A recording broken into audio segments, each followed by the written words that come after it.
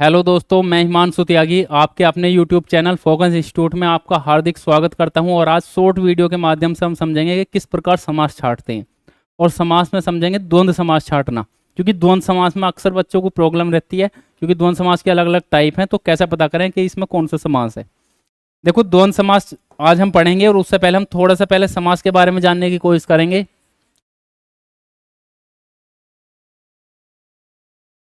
समास हिंदी भाषा के अंदर एक सामान्य प्रकरण है, और समास में सबसे पहले क्वेश्चन पूछता है कि समास का शाब्दिक अर्थ क्या है। समास का शाब्दिक अर्थ, ये क्वेश्चन बनता है भैया, पेपर में पूछा गया है समास का शाब्दिक अर्थ क्या है। तो आप कह दोगे समास का शाब्दिक अर्थ है संक्षेप। संक्षेप माने छोटा, किसी विस्तृत रूप को कोई सूक्ष्म या छोटा रूप प्रदान करना। इसके बाद है समास के भेद कितने होते हैं। अगर आपसे क्वेश्चन पूछ ले समास के भेद बताओ, समास के भेद, समास के कुल भेद अगर आपसे पूछ ले तो भैया आप कह दोगे समास के कुल भेद कितने होते हैं, 6 होते हैं। कौन कौन से होते हैं। नंबर 1 अव्ययी भाव समास, नंबर 2 तत्पुरुष समास, नंबर 3 कर्मधारय समास, और नंबर 4 द्विगु समास, और नंबर 5 द्वंद्व समास, और नंबर 6 बहुव्रीहि समास। तो अलग अलग प्रकार के समास होते हैं। अव्ययी भाव समास है, तत्पुरुष समास है, कर्मधारय समास है, द्वंद्व समास है, द्विगु समास, द्वंद्व समास और बहुब्रीहि समास। तो इसमें आज हम पढ़ने वाले हैं कौन सा समास, द्वंद्व समास। द्वंद्व समास के बारे में आज हम पढ़ेंगे दोस्तों। द्वंद्व समास बहुत ही बढ़िया समास है, अक्सर पेपर में क्वेश्चन पूछता है, और दिक्कत रहती है बच्चों को कि कैसे छांटें। तो आज के बाद कभी इसे छांटने में दिक्कत नहीं आने की। तो द्वंद्व समास, सबसे पहले द्वंद्व समास के बारे में समझते हैं क्या है द्वंद्व समास।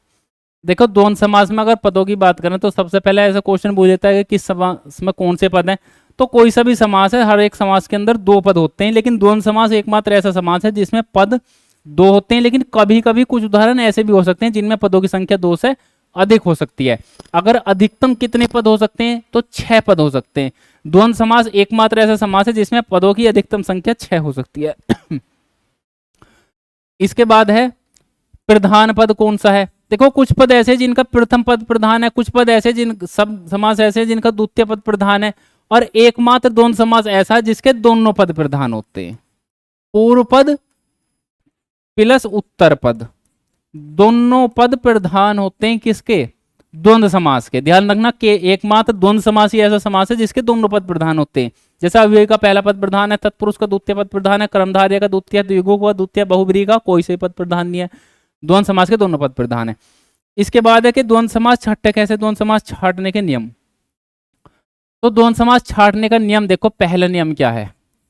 नियम नंबर 1, द्वंद्व समास छांटने का पहला नियम है भैया, यदि दोनों पदों के मध्य, दोनों पदों के मध्य योजक चिन्ह, योजक चिन्ह लगा हो। योजक चिन्ह अव्ययी भाव समास में भी लगता है, दोनों पदों के मध्य अव्ययी भाव समास का भी एक ऐसा नियम है जिसमें योजक चिन्ह लगता है। अब यहां तक तो ये नियम अव्ययी भाव समास वाला है। इसके बाद क्या है, योजक चिन्ह लगा हो तथा दोनों पद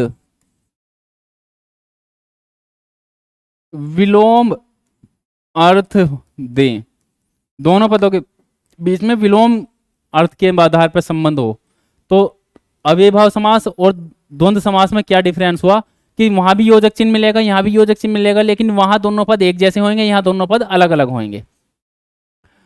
इसके बाद है कि द्वंद्व समास के प्रकार कितने। तो द्वंद्व समास के अगर प्रकार की बात करूं भैया, तो द्वंद्व समास 3 प्रकार का होता है। नंबर 1 इतरेतर द्वंद्व, इतरेतर द्वंद्व। नंबर 2 वैकल्पिक, वैकल्पिक द्वंद्व। और नंबर 3 समाहार, समाहार द्वंद्व। अब इतरेतर द्वंद कैसे पहचानोगे? तो इतरेतर द्वंद अगर पहचानना है तो इतरेतर द्वंद के लिए भैया क्या नियम है, यदि दोनों पद में दोनों पदों के मध्य संज्ञावाची हो, दोनों पद संज्ञावाची, संज्ञावाची दोनों पद कैसे हो, संज्ञावाची। वैकल्पिक में क्या है, दोनों पद विपरीत, और समाहार द्वंद में क्या है, दोनों पद पर्याय हो, या दूसरी कंडीशन एक सार्थक व दूसरा पद निरर्थक। दूसरा पद कैसा हो, निरर्थक हो। ये प्रॉपर्टी तुम्हें ध्यान रखनी है अगर समास छाटना तो द्वंद्व समास में। इतरेतर द्वंद, वैकल्पिक द्वंद, समाहार द्वंद। इतरेतर द्वंद कब होएगा, यदि दोनों पद संज्ञावाची हैं। वैकल्पिक द्वंद कब होएगा, यदि दोनों पद विपरीत अर्थ दे रहे हैं। और समाहार कब होएगा, यदि एक पद, दोनों पद पर्यायवाची है, या दूसरी कंडीशन एक पद सार्थक हो दूसरा निरर्थक हो। अब देखो कुछ पद ऐसे भी हो सकते हैं जिनमें विपरीत अर्थ होएगा, लेकिन लिंग के आधार पर या संबंध के आधार पर अगर विपरीत अर्थ हैं दोनों में, दोनों पद विपरीत अर्थ दे रहे हैं एक दूसरे के, लेकिन उनमें लिंग या संबंध के आधार पर रिलेशन बना हुआ है, तो वो भी किस में आ जाएंगे, इतरेतर द्वंद में आ जाएंगे। भले ही दोनों पद विपरीत हो फिर भी वैकल्पिक में नहीं जाने के। देखो उदाहरण के रूप में समझाता हूं। उदाहरण के रूप में जैसे एक शब्द है पाप और पुण्य, या एक शब्द है दिन रात, एक शब्द है पुत्री और पिता, एक है पत्नी और पति, और एक शब्द है कर्ण अर्जुन, एक शब्द है कर और हस्त, एक दूसरा शब्द दे दिया तुम्हें चाय वाय। इस प्रकार से तुम्हें शब्द दे दिए। सभी में क्या है, द्वंद्व समास है, हर शब्द के अंदर द्वंद्व समास है। अगर मान लो पेपर में ये कोई सा उदाहरण दे दिया और ऐसे पूछ लिया कौन सा समास है, और विकल्प में दे रखा द्वंद्व समास तत्पुरुष कर्मधारय अव्ययी, तो एकदम छाड़ दोगे द्वंद्व। लेकिन मान लो द्वंद्व ना देकर उसकी टाइप दे दी, तो पाप और पुण्य में कैसा है, दोनों विपरीत अर्थ दे रहे हैं, यहाँ लिंग और संबंध का कोई अंतर नहीं है, तो इसमें क्या हो जाएगा, इसमें आप कह दोगे कौन सा, वैकल्पिक द्वंद्व, वैकल्पिक द्वंद्व है। दिन और रात में भी कौन सा, वैकल्पिक द्वंद्व है। पुत्री और पिता देखो एक दूसरे के विपरीत हैं लेकिन संबंध के आधार पर विपरीत हैं, तो क्या कह दोगे, इतरेतर, वैकल्पिक नहीं होने का इतरेतर, इतरेतर द्वंद्व।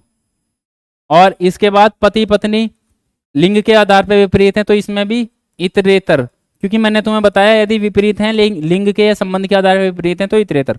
कर्ण अर्जुन दोनों संज्ञावाची हैं, व्यक्तिवाचक संज्ञा दोनों में, तो क्या हो जाएगा, इतरेतर। इसके बाद कर और हस्त, कर माने भी हाथ होता, हस्त माने भी हाथ होता भैया, तो क्या कह दोगे, दोनों पर्यायवाची हैं, तो क्या हो जाएगा, समाहार। इसके बाद चाय वाय, ये सार्थक है, चाय का अर्थ निकलता है, वाय का कोई अर्थ नहीं निकलता भैया, निरर्थक है, तो क्या कह दोगे, समाहार। इस प्रकार से आप द्वंद्व समास छाट सकते हैं, किस शब्द में द्वंद्व समास है और कौन सा द्वंद्व है ये भी छाट सकते हैं। इस शॉर्ट वीडियो के माध्यम से हमने केवल द्वंद्व समास छाटना सीखा। अगली वीडियो में हम कोई कुछ और समास की टाइप लेकर आएंगे। धन्यवाद।